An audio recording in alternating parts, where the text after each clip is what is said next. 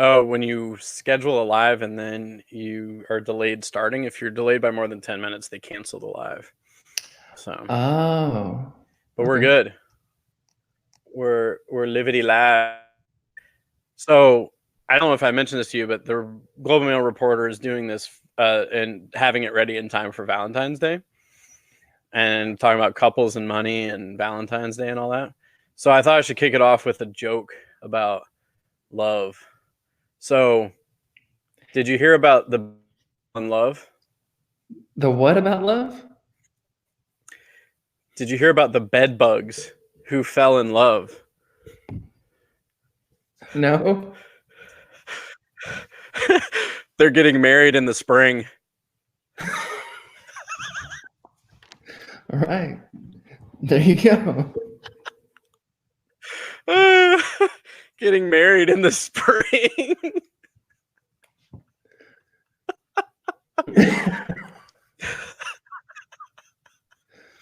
Bed bugs, spring. Woo. All right. So, cool.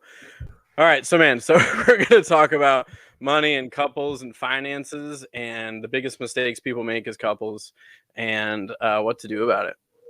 Okay. So tell me, what are some of the mistakes that couples make when planning out their financial future?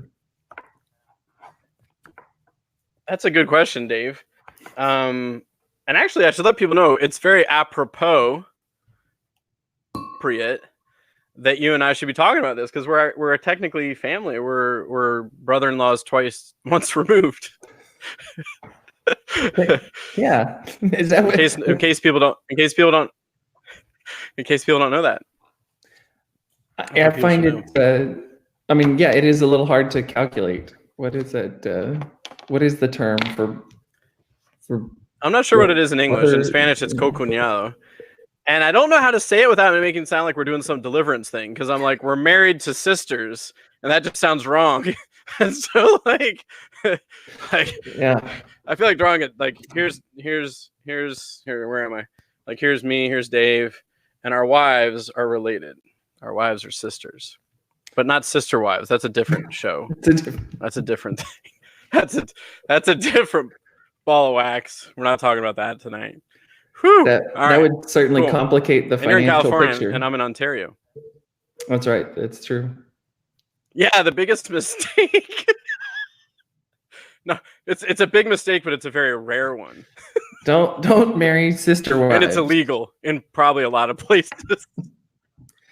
Don't do it. All these bank accounts and joint accounts, and I mean, banks just have a big problem. That's gonna mess things up. So when it comes to that's gonna mess things up. Yeah, that's a money problem, big time. All right, so mistakes people make about money. All right, so the biggest thing. Okay, so I was talking to a relationship coach recently, and this relationship coach was like, Galen, you know the biggest two things I help couples with, like the two things that are consistently the top of the list that couples are having issues with around, like, just a mismatch, and it was sex and money. And I was like, wow, the job that I do is like in the top two around helping people with stuff. So big mistakes people make. One is, I'm not gonna talk about the other. One is that bed bugs. I think it's bed bugs. Yeah, get married in the spring. So the big mistake people make is like not communicating expectations, I would say. So by that I mean everyone has a relationship with money, and people will oftentimes assume that the other person or the other people in their lives have a very similar relationship. That, oh, it makes sense that I think this way about money, so everyone else does too. And couples, what I find is they'll get into a relationship assuming the other person is on board with their view of money. And so, like an example, like someone who's really great at budgeting and is like really cautious every month and like wants to know where the money's going might end up with someone who doesn't give a flying what about that. And then it's going to cause some tension because it's like, holy cow, I'm the responsible one. This person doesn't care. And if they're not communicating, if the one person isn't communicating to the other one, like, this isn't how I roll, we got to do something about this, it's going to cause problems eventually. And the other aspect of that is it's not like the person who budgets is right and the person who doesn't is wrong. It's just two different approaches, and the world needs like both. And what I find a lot when I sit with couples is typically one of them is like the budgeter, like the one like on top of things, and they got like the app going and they got the budget going, and they're like, we're over on this, we're doing good with this. And the other one is usually like an optimistic kind of like, it'll all work out, we'll figure it out, like don't worry about the day to day. Not always, but I see that a lot. And if they're not communicating about, if one of them is stressed because they're over budget or spending money on things they weren't expecting, it's going to be hard to for them to be at peace around the money. And the last thing I'll say about that is when people do communicate, I'd say the worst, it's like a big issue. Like something has just happened, like a bill has been overdue or an unexpected payment or like a car thing has popped up. To talk about money in that moment when everyone's like worked up over this unexpected thing is not a good time. It's like, gotta wait until things have like calmed down, gotta wait, like schedule that time to get together and consult about that rather than when things are like running high emotionally, because the conversation just isn't going to be a good one. Got it. So the mistake is either you say the mistake is talking about money when tensions are high, or the mistake is missing the opportunity to talk about money when things are just fine. Yeah. Yeah. Hey, like, by the way, I'm not stressed about money today. Maybe it's a good time to talk to you about perspective. Yeah. And like make it fun. Like, if you're going to do some budgeting, because like, first off, budgeting is a terrible word. I hate the word budgeting. I prefer spending plan. Because like I get to plan how I get to spend my money. Budgeting sounds very like scarcity and like I'm going to run out of it. So I don't like the word budgeting at all. That's interesting. I think of it kind of the opposite, like that a plan is something specific that's going to happen, but a budget is it's a forecast given, past history and data. And then whether you go over budget or you're under budget, like going over budget, well, you learn something. Under budget, you also learn something. Either way, you have to take some action as a result. Yeah, for sure. But then again, I also work with a bunch of like project project managers and people who are really, really precise about plans, and the connotation there maybe just different. So let me ask you about what's a good strategy for making talking about money fun? Yeah. So what I'd say is I got this from a colleague of mine who said her and her husband every year they do a like a household like money planning session like at the beginning of the year to kind of plan what it's going to look like that year. And they called it what do they call it? Like their year in review or like their strategic session or something like that. And so they set aside the time when that's exactly what they were going to talk about, cleaned up the distractions around it. So that's one big thing is like, so it doesn't have to be like a yearly thing. It can be a monthly thing, but I'd say like setting aside the time and saying, this is the time we're going to do it in our calendar. And I mean, to make it fun, go blow a lot of money on an expense. No, I'm just kidding. To make it fun, do something fun around it that you enjoy. Like, reward yourself. If there's a person in a relationship that doesn't want to have this conversation, it's like, think of a way to get rewarded afterwards. And like, oh, I'm going to binge watch The Office on Netflix for a couple hours after this. Because what I see when I meet with couples, and I mean, the other thing I'll say is sometimes like when I meet with couples, I insist that both couples are at the meetings, because what invariably happens is when I'm going to meet with a couple, one of them usually has either, I mean, both of them might have this, but one of them is willing to express it, or it's enough for them to actually not show up, is that they've got shame around what they're doing with money. They feel like they should have done things differently, or they don't like math. They're worried about, having to look at a lot of numbers and a lot of graphs and things like that. But really the conversation I have with people is not just, it's like, especially the first meeting is not, it's not usually like a numbers and graphs kind of a meeting. It's more of a goal setting meeting. It's more of a, future, let's look at the future. Where do we want to be? And then later it's a bit more. And when I do use numbers, it's more of visuals, and I don't like to bore people with like extended like digits of numbers. So But then what I find is like one spouse will usually say, I just don't even want to be at these meetings. Like, I'm just worried we're going to talk too much numbers. I'm not going to like it. I've had clients say to me, like, I grew up where my parents fought about money a lot. So it seems to me like it's always something that leads to arguments. But what I find is that when both people are at the table, the conversation just goes a lot faster, because sometimes I'll say something before I insisted on this, or like I said, I'd talk to one spouse and they'd go back to the other spouse and say, oh, today we decided we should do this. And the spouse would say, oh, well, we can't do that because of this information that you either didn't have or didn't think of at the time. You got to go back and change that. And I did that with a couple once, like years ago. This isn't working. Like, unless a couple manages their money separately, or they have like a really strong feeling about going to these meetings separately, then I have them come to the table together. And for a lot of couples, sometimes it's the first time they've had these conversations about any of this. Like, what do you want retirement to look like? How much money do you feel like you should have set aside for an emergency? Any of those things. Not a lot of couples sit around and talk about that sort of a thing. So sometimes it's helpful to have that third person in the room asking the questions, because then it's kind of like, oh, it's not me forcing you to have this conversation. Like, we're both here and there's this third party that's just collecting data and information and like taking us through a guided process. Interesting. So is another mistake that couples make perhaps being too tight with money? Good question. Being too tight with money. I'd look at if someone, you think like one of the people in the relationship, the other one's being too tight, or like both of them are too tight. Like, what do you mean? Well, I'm thinking about like one of the, a nice thing to do when, a nice thing to do as a couple is to like spend money together, to have fun. Right. But I guess, yeah. Like to never have any fun, worry too much about, not spending money, so that you miss out on, enjoying life. Yeah.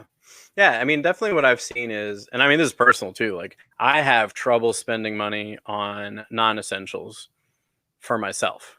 Like, I'll give an example, like going skiing or something like that. Like, going skiing is pretty expensive. I love it. But it's hard for me to be like, oh yeah, I should fork over all this money to go skiing. Like, it's hard for me to do that. I can do it for someone else, maybe like spend it on someone else. So, but like I said, like you were saying, like a family can really have a lot of fun doing things that do require money. And I think that it can be part of the planning is, how much can we spend? Or if we feel like this is too much, is there another way we could also have fun as a family where we're not spending as much? And when it comes to that, like when I see people typically spend their time and their money on the things that are most important to them. And even if they don't say it out loud, it's where we gravitate towards. So I say to people, like, sometimes people will look at how they've spent their money over the last month, and sometimes they'll be surprised at the things they spent money on that they didn't realize. And it's usually things that were important to them, but it was almost like a unconscious spending of, this is important to me, I want it now, I'm going to spend it. And so if someone is like, if people are being like too tight about it, but it's restricting, like let's say someone loves spending time with their family and they really want to go do something with their family that's going to cost some money. And if they don't do it because they're being too tight or too careful, then they really have to look at, is this aligned with their values or not? Like, or is there a way to get what they want values wise by spending time with the family without spending the money? Or does it just make sense to go ahead and spend it and just like find a way to make that guilt free? Like, just say, you know what, this is the money I'm spending. This is what we're doing. Let's do it guilt free. Let's just have a bunch of fun with it. Interesting. We're talking a lot about spending money and how couples think about spending. I guess another aspect of that is how a couple thinks about saving. So we're talking, mistakes around financial planning. So what's a mistake that couples make related to saving money? Yeah.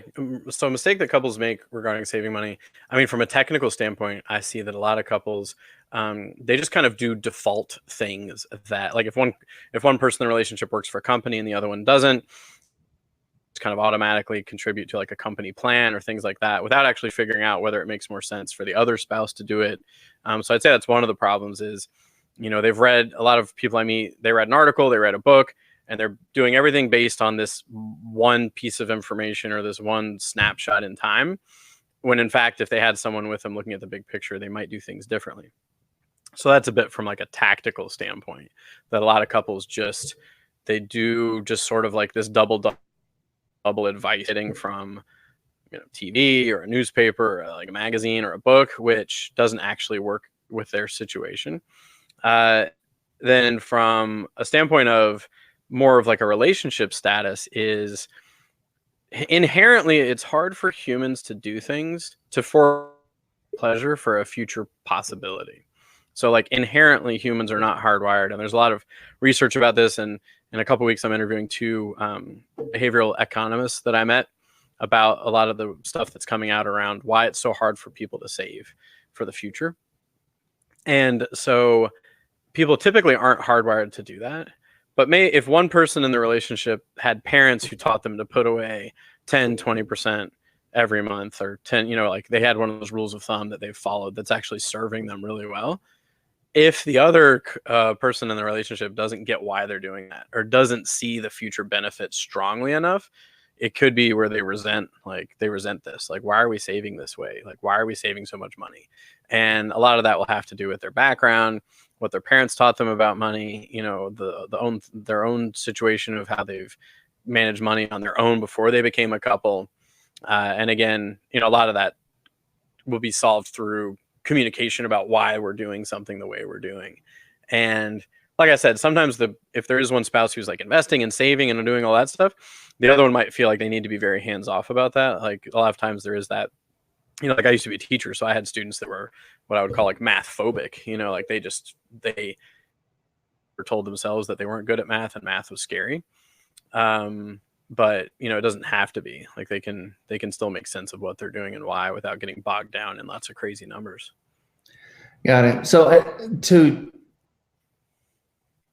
So you mentioned this principle about like if one person is familiar with the idea of like paying yourself first, like you put it you before you allocate your money to anything like your expenses or your plan, you pay yourself 10% or whatever. You set aside a certain amount. So then the other member of the family, the other couple, the partner would say, we're stockpiling all of this money, for a rainy day, but I don't have a number of things that I want, so why can't I have those things or whatever. So I guess having a conversation early about principles around how much to save for a rainy day and what the projection, I guess. Okay. So is another question about a mistake that couples make about not understanding the time horizon, how the length of time in which you're going to save in order to achieve a certain goal, or understanding when you might want to retire. Like, is that even something that let's say young couples understand what 30 years of saving would actually look like? Yeah, for sure. And it's really hard. I mean, I meet a lot of young couples who are, they've got kids, they've got a house, they got mortgage, they got all these expenses. And I meet people who someone might say, oh, they make a lot of money, but if they've got all these expenses as well, it's really hard for people to inherently, put money aside for the future. Cause it's like, well, my kids are young. I got to worry about I got to worry about their education.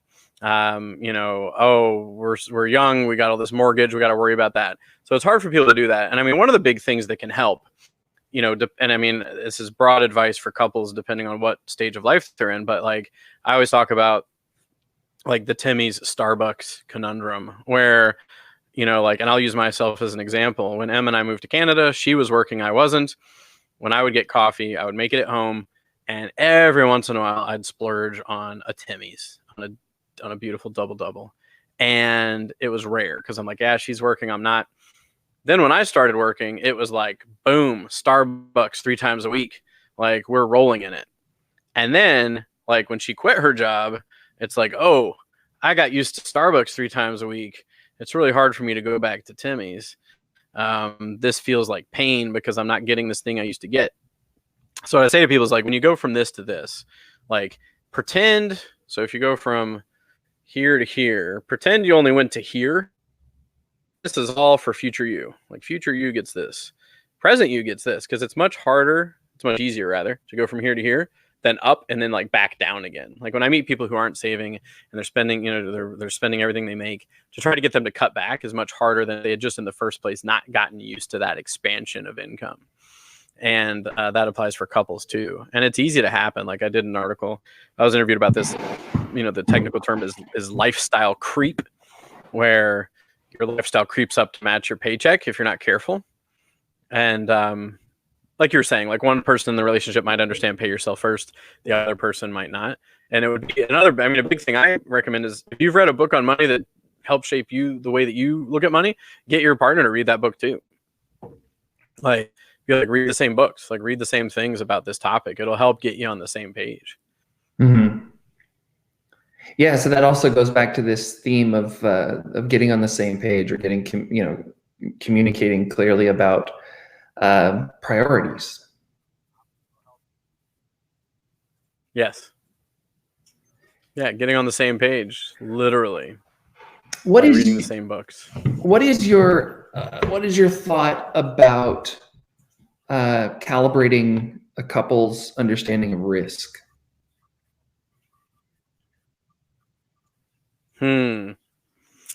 Yeah, that's a really good question. So, like, to quickly define risk as I see it. Well, okay, so risk, volatility, I guess. Like, you're putting money away, and if you're investing it, there's a chance it'll go up, there's a chance it'll go down. One of the biggest things I find is that when people have, especially, like, I'll get in front of young people, and a lot of times they will have an illogical aversion to volatility, in the sense that I don't want to invest money. I think it's the same as gambling. I don't think it's going to work. I'm going to play it super safe. And usually when I dive deeper in those conversations, they have some story or some background around a parent who lost a whole bunch of money in the market at some point. Like they went all in on AOL in 1999 or whatever, 1998, and lost it all. And they think that that's what it had. And with a little bit of education, I can show them, like, well, it doesn't have to be that way. Like, that's not the only way to do this, to have a consistent approach to managing investments that historically will get you ahead of the game. And a lot of times there is, I certainly see some disparity in couples where one, it has more of a, what is it, like more of like the conservative approach to, well, I saw people lose money. I don't want to lose money, so let's just play it super safe. And at the end of the day, historically speaking, the people who play it super safe just end up with way less than the people who are willing to take on some more volatility. So it's usually a conversation to see why people feel the way they do. And then just a history lesson on the way the world has worked for the last hundreds of years and how I believe it's going to work for the next hundreds of years. And then people can get to a point where they're still happy with what they're doing. Like they're on board with it, but they understand why they're doing it. And it's usually just a lack of understanding of the way things work when people are illogically conservative, which is what I find. On the other hand, you got people who like throw money at all sorts of things without even investigating whether it's a legit opportunity or not. That's a whole different ball of wax. Like, that is true though. I mean, like, I do see that, like, one person in the couple, not to be sexist, but it's usually the guy who's just like, no, like, this thing's going to work. Like, this thing's going to take off. Let's chuck all our money at it. It's a sure thing. Whatever. It's a sure thing. It's going to work. Oh man, there was one, and I don't want to talk about, there was one in this area a couple years ago where people were making these crazy promises, completely unregulated investment schemes, where this guy was promising all sorts of crazy returns. And I knew people who were like, yeah, this guy checks out. He looks legit. We should do this.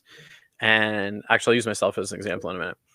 And luckily, and people were like, Galen, like, whatever, like, let's just like not Emma wasn't telling me to do this. Like other people I knew were saying, Galen, you need to know about this. And I was like, there's no way this is true. Like he was talking about like 500% rate of return every 2 months or something, or not 500%, like something like that, like quadrupling your money every couple months. And I was like, this just doesn't happen. And apparently he ended up with like millions of dollars from people, and it was all a Ponzi scheme. And what I will say though is my own personal experience that's not quite as crazy is a couple years ago, before I became an advisor, and I was very much blown around by the breezes of the covers of Merkle, all about, it was a cover of a magazine. I remember it very distinctly. It would have been like 2012 or 2011. And it was all about the real estate crash is about to happen like any day now. Canadian real estate is going to go the way of the United States circa 2008, 2009. It's all going to tank. All the signs look the same. And the cover of the magazine had a picture of a house with like that red stock, like arrow thing. And it was like up, down, up, down. And then the thing was crashing through the roof of the house and like blowing the house up. And there was like a family standing on the yard watching their house get blown up by this red arrow. And I was at my dentist's office or whatever. And I read that article and I was like, oh my God. I was like, Emma, we have to sell our house.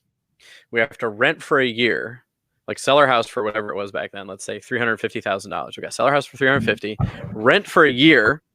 And then we're going to be able to buy back our old house for like $100,000 because the markets are going to like explode and the housing market is going to tank. Like this article has shown me the way. Luckily, we didn't do that because not only did it not happen in 2011, it didn't happen 2 years later when the same magazine published basically the same article saying, no, this time it's really about to happen. Nor did it happen 2 years later when they published another article saying, no, this time it's really going to happen. We're really sure. I was not going to follow through with it.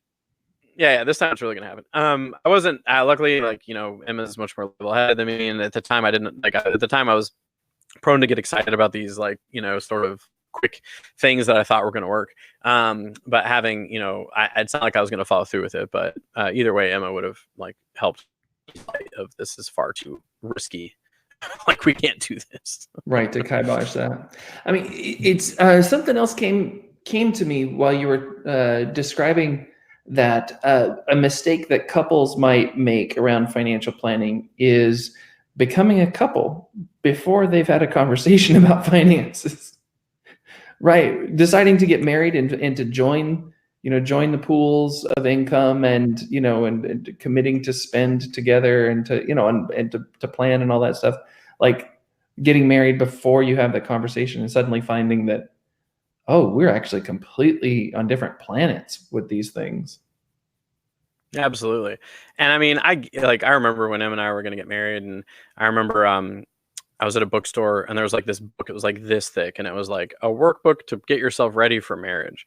And I was like in love, I was like, I don't want to think about all this. I was like, I just want to get married. Like, I don't want to go through all this. Obviously we'd had lots of conversations. We'd never had, as far as I can remember, a money conversation. But like, I didn't want to think about any of this stuff. I'm like, I don't want to talk about this right now. I just want everything to be good. And I just want to get married. So I think most couples don't talk. And I had a client recently that was really funny. They said, my husband, as we were getting married, said, I spend money like a poor person. And she's like, oh, okay. To her, that meant that he was really careful with his money because he didn't know when he would have more. Then they got married and they got moving along, and she noticed that he just spent everything he made. And she's like, I thought you said you spent money like a poor person. He's like, well, I do. I just spend it all. Like, that's what poor people do. Like, I've been poor. Like, my family's been poor. Like, that's what we do.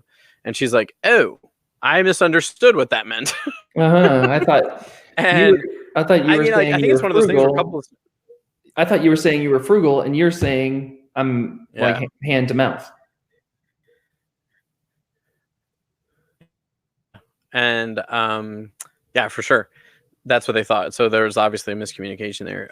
Yeah, for sure. Like, and I think that, like you're saying, if a couple has that conversation before they get married, then it's easier for them to hit the ground running, making decisions around, what. And I think a big part of it, just to reiterate that values conversation, is for one person, something might make sense, and for the other person, it doesn't. So I'll give an example. Let's just say, like, if I'm married, if someone who really loves going to concerts is married to someone who could care less about concerts, it might be a tough go for this person to be like, I am going to plunk down all this money. I'm not picking on you because I know you guys like concerts, but like I've been. But somebody um, in our partnership likes them more than others. All right, I guess that's a conversation. No, And still, we but I mean, like, prioritize, right? yeah. So In order to yeah. do. So you prioritize, right? Because it is important, and you like see, okay, it's important, even if it's more important to them than to me. We figure it out. But if like if one person is doing it, willy nilly, and the other person's completely not on board and being like, I don't get why we're spending all this money on this thing. I don't like it. If they're not talking about it, there's going to be stewing, and like the other person might like travel way more. Like I like traveling, but Emma likes it way more than I do. Like that's her thing. She's like, you win the lottery, you travel a ton. And I like travel. Like I like seeing new places, but I don't find it as exciting as other things. I like, doing sports more or something. But we understand like this is how much we're going to travel this year, and if this happens, then we can travel a bit more, that sort of a thing. But we're on board with it for each other. So, that would be the conversation of like, if people's values aren't in line, like, and they don't see why that other person, and then the easiest thing to jump to is like, this person should not care about this as much as they do, which is like not a good conversation to come from. Like if I said you shouldn't like travel as much as you do, like because I don't like it or I don't want to spend money on it, that would not work. Right. So it's That we this should person have has the different same values. point of view. Right. Yeah, It's not exactly. just about having, you don't have to have the same point of view. You have to respect each other's point of view and come to some kind of harmonious, point that suits you both. Yeah, absolutely. Another question about financial planning mistakes. It's interesting that we're talking as family members. I would imagine that couples don't often talk about what obligations or responsibilities might they have in relation to family members, right? In relation to what? Sorry. In relation to family members, like you and Got it. Layla, you and Emma, Layla and I, we all talked. Also with Bobak and Karen, we all talked among the siblings about our responsibilities towards aging parents and grandparents, right? And of course, that's going to be a conversation that we have, for throughout our lives. Yeah. But like when we were first a couple, I don't know that that's something that we talked about. Like we never talked about like, hey, how might we plan for what might happen with our, I don't know if that's, does that make sense? What would you say is other advice as far as financial planning for, for extended family? Yeah, like for how sure. your And that's, responsibility towards extended family. yeah, that's definitely a big one. And I mean, it's going to be more and more common. You mentioned the aging parents. I see it more and more when I ask even people in their 30s, what's one of your goals? And it is, I know that I'm going to have to support my parents at some point in time. And it's going to get more and more common as time goes on. That specific thing, right? Yeah. So, I mean, the other thing that I've seen, obviously, certainly pops up is, a family member that maybe needs financial support at some point. And the couple has to figure that out too. Like, well, should we give them money? Should we not give them money? Should we support them? Should we not support them? And it's a tough thing to look at. And the thing about parents is just, like I said, it's going to be, as this boomer generation gets older, I mean, the percent or the rate at which people are turning 65 and turning 70 and so on is just going to keep going up while this big group of people moves through. And the kids in their 30s and 40s are getting more and more sandwiched around this topic of having parents that didn't have pensions or didn't save enough. And it's definitely a big conversation to have. And I mean, one of the big ones is to come to terms with what does that number even look like? Because care for an aging parent can be really expensive. And I think that's one of the big ones is like, what numbers are we even looking at? Like, do we need to call a home and find out what those things cost right now? Because I'd say the biggest issue is when people don't talk about it and it happens. It's really difficult to figure it out. It's like, the stress level is really high. The parent needs help now. and no one has even talked about who's going to be able to pull this off. So it's not fun to think about. It's not fun to talk about, but it is a reality for a lot of people in their 30s, 40s, 50s. For my parents, and obviously Right. the couple has to be on board with that, as they make that decision. Yeah, and not every couple, like in our family, we have couples of different means and different circumstances, right? We live in very different areas, right? Ontario and California are very different expense wise, Yeah. So we have so that's another thing, is that family members all have to be able to come together. It's not just about financial planning as a couple. You have to be open and willing to have relationships with your family members. You probably have to have a more harmonious relationship than a lot of families do, right? There is this tendency to be like, okay, well, that's your brother's problem, that's my sister's problem, that's these, Right. and let's just keep these things separate, but they're really not. They're really not separate. Yeah, it's definitely a cultural thing. Like, I remember when I lived in Venezuela before Emma and I got married, I remember people saying to me, you have to understand, if you marry a Venezuelan, you're her family. And I'm not saying that's across the board, but I will say that coming from the United States to Venezuela, I was like, wow, like these people definitely like have more relationships with their extended family than I have. They're much closer to them in proximity. They're much closer to them relationship wise, right? Emotionally, yeah. Emotionally. So yeah, like the families are bigger. Like that's another cultural thing. Like I've got, when I lived in Venezuela, and people are like, oh, how many cousins do you have? And I said 2. They're like, what do you mean you have 2 cousins? like, are you sure are you sure you understand my question? And I'm like, I've got 1 aunt and 1 uncle and 2 cousins. And they're like, whoa. Anyway, so that's obviously like a big cultural thing of like, what does it look like for a family to support each other? What does it look like? And it's tough. Like, I mean, people have definitely brought that up, behind closed doors when I meet with them about, we're worried about a sibling, we're worried about a parent, worried about a child. That's a whole nother thing. Do we support our children? Do we help them out with their first home? There's really a lot to think about. And I guess to wrap up things, it's the end of the day, it can be a very heated conversation if it's happening at a time of stress. So as much as possible, seek a way to converse about it, not when a big thing has just happened, but like when you've had a chance to just kind of like simmer down over things. Right. To gain some perspective.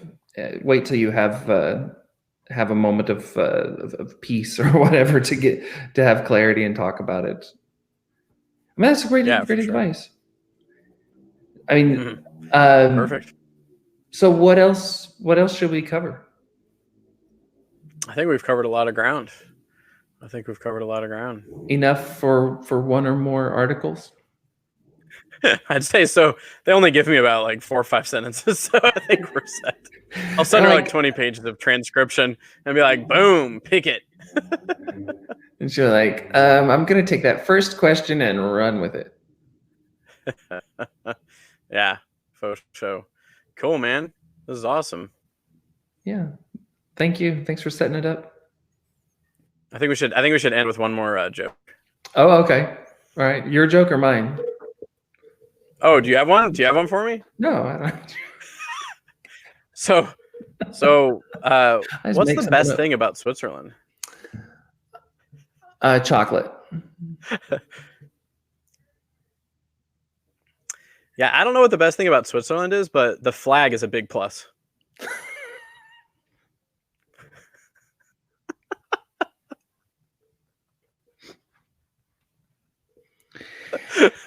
A big plus.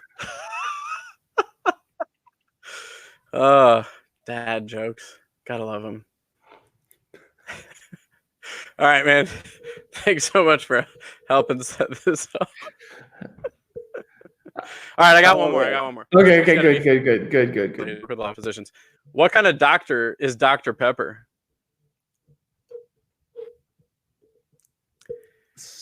He's a physician. Whew. All right then. Oh, whew, that one made me sweat. Whew, that was so good I started sweating. All right, man. Take it easy. Oh man. Okay. Thank you. Give my best to Emma. My best to Layla and the kiddo. All right.